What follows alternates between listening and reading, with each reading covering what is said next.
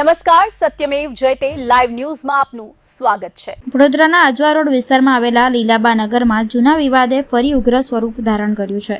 સ્થાનિકોના આક્ષેપ મુજબ સમાધાન થઈ ચૂકેલા ઝઘડાને લઈને ફરી એકવાર તણાવનું વાતાવરણ સર્જાયું છે। સ્થાનિક રહીશોના જણાવ્યા મુજબ ગત રાત્રે સ્કોર્પિયો કારનો ચાલક અચાનક વિસ્તારમાં આવ્યો હતો અને જ્યાં કેટલાક યુવકો બેઠા હતા ત્યાં તેમની ઉપર કાર ચડાવવાનો પ્રયાસ કર્યો હતો। જીવ બચાવવા યુવકો દોડ્યા હતા, પરંતુ આરોપીએ ફરી કાર ફેરવી તેમની તરફ પૂર ઝડપે હંકારી હોવાનો આક્ષેપ કરવામાં આવ્યો છે। બચાવમાં યુવકોએ કાર પર પથ્થરમારો કર્યો હતો। ઘટના બાદ યુવકો ફરિયાદ નોંધાવવા બાપોદ પોલીસ મથકે પહોંચ્યા હતા।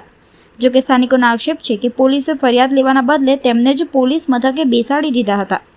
હાલ સમગ્ર મામલે બાપોદ પોલીસે તપાસ શરૂ કરી છે। શું કારણ આવ્યા છો?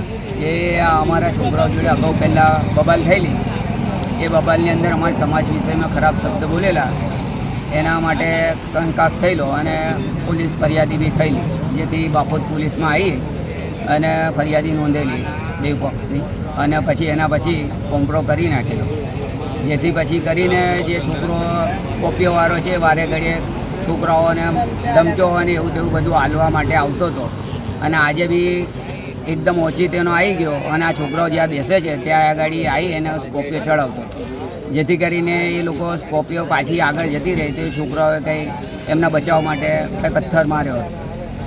તો હમણાં પોલીસ સ્ટેશન આવ્યા, શું કહેવામાં આવ્યું ત્યાંથી?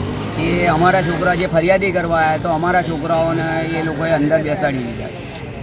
જી, ઘટના ક્યાં બની હતી હમણાં? આ આજવા રોડ લીલાબા નગરમાં।